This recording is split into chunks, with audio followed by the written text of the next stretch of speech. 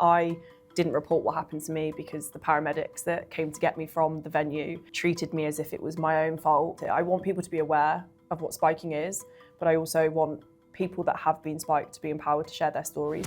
Well, joining us now is former Love Island star and campaigner Sharon Gaffka, who had her drink spiked. Sharon Gaffka has been very busy indeed, campaigning to raise awareness of drink spiking after becoming a victim of it herself. One thing that I'm really trying to tackle is the lack of awareness and education around it.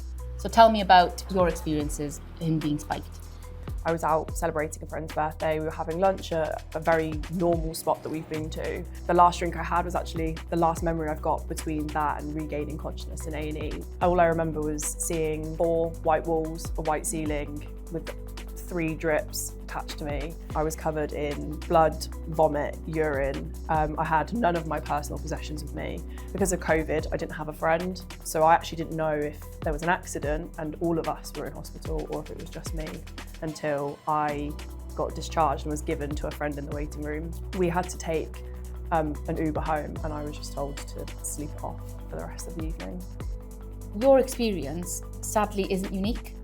You know, this happens to lots of people every day, and it's something that lots of people don't report for whatever reason. They don't know what's happened to them. They are either left with this feeling that something isn't quite right, or if they do know what's happened to them, so many people don't report it. And this is something we've got to change. We need to make people aware about the risks of spiking. And ultimately, don't spike a drink. Don't take drugs to a bar.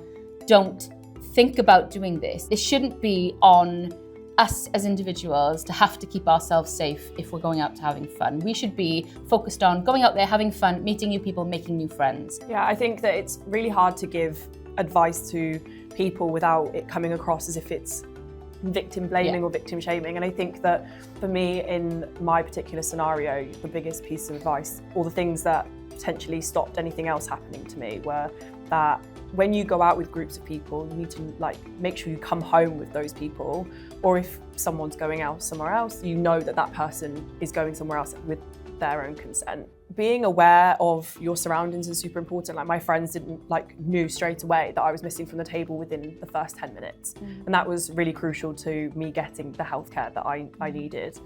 But also, I think that people don't necessarily know this, and it's something that I wish I knew, because my scenario was my drink that had been spiked. The drug doesn't leave the drink the same way it leaves your body. So had I known that I could actually take the glass that I thought it was in to the police station, that actually could have provided some critical evidence to be able to report the case. Yeah, a lot of venues have testing kits available now as well, so they can test on the premises at the time in terms of finding a drink and identifying it. So I think it's really important that if there's any suspicion that something has happened to your drink, that you try and protect it, give it to the bar staff, or a friend of yours does, in terms of trying to preserve that evidence, because ultimately that's the only way we're going to be able to catch these perpetrators and put some of them behind bars where they belong.